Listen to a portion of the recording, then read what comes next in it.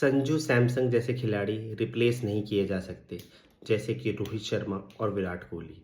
Franchise cricket में जो उनको दर्जा या जो उनको ओहदा मिला है, उसको भरा नहीं जा सकता या उनकी कमी को पूरा नहीं किया जा सकता। उनकी कमी हमेशा खलेगी। रियान पराग ने ये कहा अपने फेवरेट क्रिकेटर संजू सैमसन के लिए।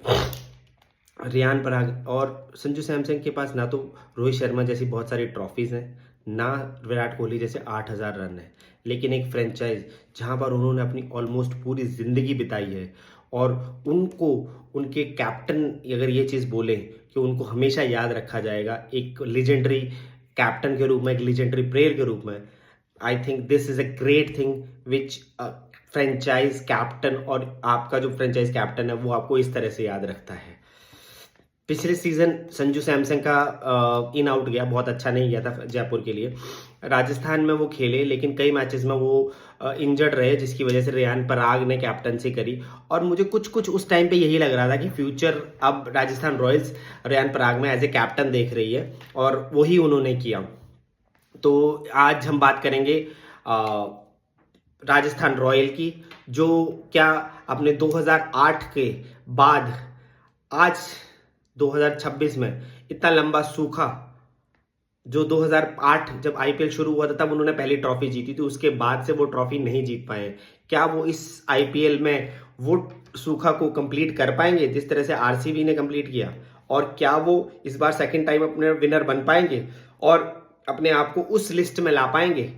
चलिए देखते हैं। आज रियान करते हैं राजस्थान रॉयल की कप्तानी करेंगे। और रियान प्रताप को एक्सपीरियंस है डोमेस्टिक में, उन्होंने काफ़ी कैप्टनसी की है अपनी टीम के लिए। और रियान पराग एक कॉन्फिडेंट प्लेयर है, और बट इस टुडे मैं कहूँगा कि सोशल मीडिया के टाइम पर कॉन्फिडेंस और ओवर कॉन्फिडेंस को मिक्स कर दिया जाता है कि उनको बोला जाता है कैसा एटीट्यूड है, कितना एटीट्यूड है, परफॉर्मेंस नहीं दी है अभी तक और स्टिल वो बहुत एटीट्यूड दिखा रहे हैं। हाँ, मैं मानता हूँ उनकी परफॉर्मेंस इतनी अच्छी नहीं रही है, लेकिन जितना भी उन्होंने परफॉर्म किया है वो अपनी टीम के लिए बेहतर खिलाड़ी हैं। राजस्थान ने कुछ देखकर ही उन्हें कैप्टनसी बनाया होगा। और एक क्रिकेटर जो 17 साल की उम्र में, 17 साल के थे जब रियान पराग जब राजस्थान रॉयल्स में आए थे, और 17 साल की उम्र से आज वो 24 साल के हैं, उन्होंने 7 साल दिए इस फ्रेंचाइज को। और उसके बाद उस फ्रेंचाइज ने डिसाइड किया है कि राजस्थान रॉयल्स रियान पराग को कैप्टन बना के और उनके साथ आगे बढ़ेंगे। तो हमें उनमें थोड़ा फेथ दिखाना चाहिए, उनको थोड़ा टाइम देना चाहिए। ही is a great guy, he is a great fielder, he is a great man, he is a great attitude, he has a great attitude. वो टीम को साथ लेके चलते हैं, वो कोशिश करते हैं टीम के लिए बेहतर करने की।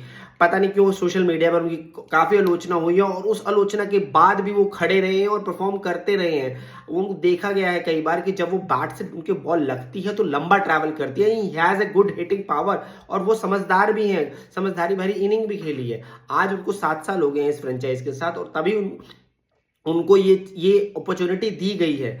और अगर मैं बोलूं तो he is a great guy, हमें थोड़ा उनमें विश्वास दिखाना पड़ेगा। और अगर मैं बोलूं तो इस बार जो उनको फ्रेंचाइजी ने नया रोल दिया है, और आई थिंक पिछले सीजन ही दे दिया था उनको नया रोल, और उस तरह से वो चल रही थी चीजें, और इसलिए ही उनको ये लास्ट ईयर कप्तानी दी गई थी, और उन्होंने काफी मैचेस में परफॉर्म भी किया।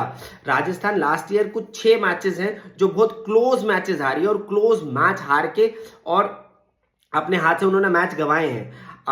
चलिए बात करते हैं टीम की। तो टीम में बात करूं तो रविंद्र जडेजा और सैम करन दोनों को राजस्थान रॉयल ने ट्रेड किया चेन्नई के साथ। रविंद्र जडेजा तो अवेलेबल हैं, बट मैं कुछ सोशल मीडिया पे पढ़ रहा था कि कुछ जगहों पर कि सैम करन अवेलेबल नहीं होंगे आईपीएल के लिए।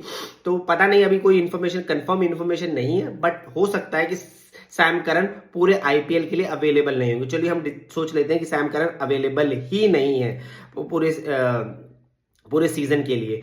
तो किस तरह से राजस्थान रॉयल की टीम बन सकती है? राजस्थान रॉयल के पास बहुत अच्छे प्लेयर हैं, हेटमायर हैं, बहुत बढ़िया सेटअप क्रिएट कर रखा है राजस्थान रॉयल ने। चलिए देखते हैं कि आगे उनकी टीम किस तरह से बन सकती है। राजस्थान रॉयल ने लास्ट ईयर की अपनी सबसे बड़ी दिक्कत को इस बार ऑक्शन में सॉल्व किया है। अगर मैं बोलूँ तो उनको लास्ट ईयर उनको 2 फॉरेन स्पिनर खिलाने पड़ते थे, वनिंदु हसरंगा और महेश तीक्ष्णा, और जिन्होंने उतना इम्पैक्ट भी नहीं दे पा रहे थे, जो उतना इम्पैक्ट भी नहीं डाल पा रहे थे, तो उन्होंने इस बार रविंद्र जडेजा और रवि बिश्नोई पे बेट कराया और उनको अपनी टीम में लिया है। तो अगर मैं बोलूँ तो दोनों इंपॉर्टेंट चीजें हैं और दोनों इंडियन स्पिनर्स हैं जिनको इंडियन विकेट्स पे बॉलिंग करने का तजुर्बा भी है और इंडियन विकेट को वो बहुत अच्छी तरह से जानते हैं, और इंडियन स्पिनर्स होने के नाते दोनों ही बहुत अच्छे बॉलर भी हैं। और रवि बिश्नोई तो बहुत ही अच्छी बॉलिंग करते हैं, बहुत अपनी अपनी गूगली पे ज्यादा फोकस करते हैं, और जहां पे उनको स्पिन पे बहुत अच्छा स्पिन मिल रहा होता है वहां पे उनको खेलना बहुत मुश्किल हो जाता है। और कई बार मैंने उनको देखा हुआ, जब न्यूजीलैंड आई थी यहाँ पर और न्यूजीलैंड के अगेंस्ट जब उन्होंने बॉलिंग की थी तब सब बॉलर पिट रहे थे, तो उन्होंने ही एक बॉलिंग करी थी और इंडिया को कमबैक करवाया था, और उन्होंने अपने 4 ओवर पूरे 4 ओवर डाले थे, और उनको जहां पे स्पिन मिलना शुरू हो जाता है वहां पे वो अपनी गूगली से बहुत ज्यादा इंपैक्ट डालते हैं। साथ में है रविंद्र जडेजा। रविंद्र जडेजा का एक्सपीरियंस इस बार राजस्थान रॉयल के लिए बहुत इंपॉर्टेंट होने वाला है। आफ्टर अ लॉन्ग टाइम जब पहली बार राजस्थान रॉयल जीती थी तब रविंद्र जडेजा उनके मेन प्लेयर थे और उस सीजन के हाईएस्ट विकेट टेकर भी रहे थे। तो इस बार भी राजस्थान रॉयल्स में उन्होंने दोबारा कमबैक किया और राजस्थान रॉयल्स की ही जर्सी पहन के उतरेंगे, और राजस्थान रॉयल उनको एक फ्लोटर की तरह यूज करेगी इन बैटिंग में, क्योंकि तब उस टाइम पे वो इतने हिटिंग नहीं करते थे। आज वो बहुत ही ग्रेट हिटर है, नाइस बॉलर है और बहुत थिंकिंग बॉलर है और गन फील्डर है।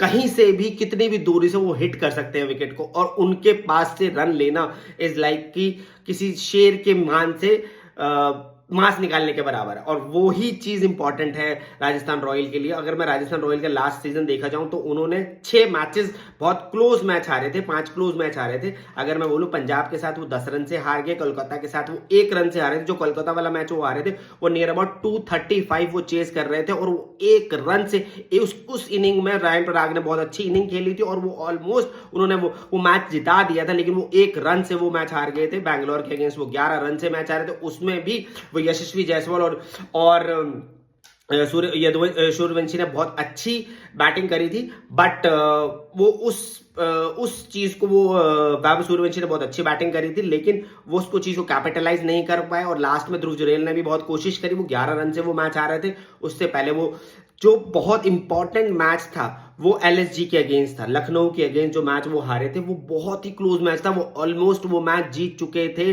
लास्ट ओवर में उनको सिर्फ 8 रन चाहिए थे और उनसे वो रन नहीं बने थे, और उस टाइम पे उनके सिर्फ 3 ही विकेट गिरे थे। एक ही ओवर में आवेश खान ने बहुत अच्छा ओवर डाला था और वो 2 रन से वो मैच जीत गए थे। दिल्ली के अगेंस्ट वो जीता हुआ मैच उन्होंने टाई करवा लिया था, ध्रुव जुरैल क्रीज पर थे और वो सुपर ओवर में वो मैच हार गए थे। बहुत क्लोज मैचेस हारे हैं लास्ट ईयर। इस बार में मेरे को लग रहा है कि वो ये इन गलतियों पे उन्होंने काम किया होगा और उसको इंप्रूव किया होगा। अगर मैं लास्ट ईयर की परफॉर्मेंस की बात करूं तो यशस्वी जायसवाल ने 559 रन मारे 158 की स्ट्राइक रेट से, रेयान पराग ने 393 रन मारे 166 की स्ट्राइक रेट से, ध्रुव जुरैल ने 333 रन मारे 150 की स्ट्राइक रेट से, वैभव सूर्यवंशी ने 252 रन मारे 206 की स्ट्राइक रेट से, हेटमायर ने 239 रन मारे 145 की स्ट्राइक रेट से। और अगर मैं बोलूं तो हेटमायर को उतनी गेंदें नहीं मिल रही हैं। मेरे हिसाब से हेटमायर को 1 डाउन पर आना चाहिए, और उनको जिस हिसाब से उन्होंने वेस्ट इंडीज के लिए काम किया था सेम चीज वो राजस्थान रॉयल के लिए भी कर सकते हैं। अगर मैं बोलूं तो राजस्थान रॉयल को उनको 1 डाउन पे खिलाना चाहिए और रेयान पराग को नंबर 4 पर आना चाहिए। अगर मैं फील्ड राजस्थान रॉयल की बात करूं तो वैभव सूर्यवंशी और यशस्वी जायसवाल दोनों ओपनर करेंगे। वैभव सूर्यवंशी से वैभव सूर्यवंशी एक क्लास और एक हिटर प्लेयर है जिन्होंने अपने आप को प्रूव किया है अपने डोमेस्टिक सीजन्स पे भी, और जो ये मैचेस हुए इन मैचेस में भी, स्पेशली उनकी 175 रन की पारी against England under 19 world cup में बहुत ही क्लास बैटिंग थी उनसे। अभी टूर्नामेंट से पहले एक रिवॉर्ड सेरेमनी हुई थी, उनमें पूछा गया था तो उन्होंने बोला कि मैं वीडियो गेम नहीं खेलता हूं, तो संजू सैमसंग ने बोला वो बैटिंग ही वीडियो गेम की तरह करता है, तो उनके लिए तो कोई बात ही नहीं कहनी, वो बैटिंग ही वीडियो गेम की तरह करते हैं। और उनके साथ देंगे यशस्वी जायसवाल पिछले कुछ टाइम से इंडियन सर्किट से बिल्कुल दूर हैं, सिर्फ टेस्ट मैचेस खेल रहे हैं। This is the time that he can prove that कि वो भी एक अच्छे T20 प्लेयर है, और no doubt he is a good player, और टेस्ट मैचेस में बहुत अच्छा परफॉर्म कर रहे हैं, वनडेज में बहुत अच्छा खेल रहे हैं, बट T20 में अभी भी उनको मार्क बनाना बहुत जरूरी है। उसके बाद मेरे हिसाब से हेटमायर होने चाहिए। हेटमायर को 3 नंबर पे खेलना चाहिए, जिससे वो ज्यादा से ज्यादा राजस्थान रॉयल के लिए कुछ बढ़िया कर सके, क्योंकि जिस हिसाब से वो नंबर 4 या नंबर 5 पे खेलते हैं उस सिचुएशन में उनके लिए कुछ नहीं बन रहा है। लेकिन अगर वो नंबर 3 पर खेलेंगे तो माइट बी वो बहुत अच्छा परफॉर्म कर सकते हैं। नंबर 4 होने चाहिए रेयान पराग एक फ्लोटर की तरह यूज होना चाहिए, जब वो जरूरत पड़े तो वन डाउन भी खेल ले और अगर जरूरत पड़े तो वो नीचे भी खेल सकते हैं। उसके बाद रविंद्र जडेजा जिस गन फील्डर, उनको जिस तरह से वो बैटिंग करते हैं अपनी टीम को संभाल भी सकते हैं और आगे भी बढ़ सकते हैं। उसके बाद आते हैं ध्रुव जुरैल मेरे हिसाब से he is a great fielder, great wicket keeper and a great batsman. उन्होंने पिछले सीजन कई मैचेस जिताने की कोशिश करी, हाँ कुछ मैचेस में वो जिता नहीं पाए, बट आई थिंक नहीं जिता पाए। सैम करन नहीं आ रहे, तो सैम करन की जगह अगर मैं बोलूं तो डॉन फरेरा साउथ अफ्रीका के हैं, जिन्होंने लास्ट ईयर साउथ अफ्रीका की जब सीरीज हुई थी इंडिया के साथ, तो उन्होंने न्यू पंजाब में बहुत बढ़िया 30 रन की पारी खेली थी 16 बॉलों में, 2 छक्के मारे थे अर्शदीप को और 1 छक्का उन्होंने बुमराह को मारा था। तो ही can prove that he has that capability.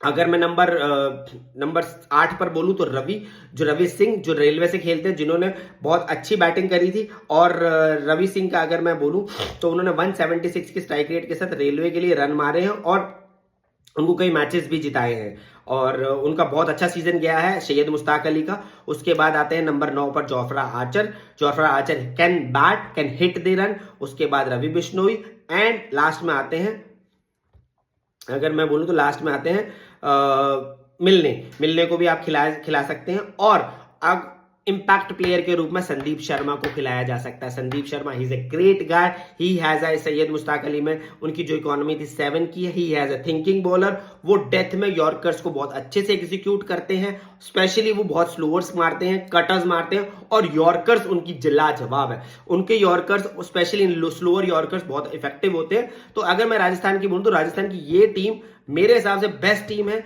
उनको खिलानी चाहिए जो उनको आगे तक पहुंचा सकती है।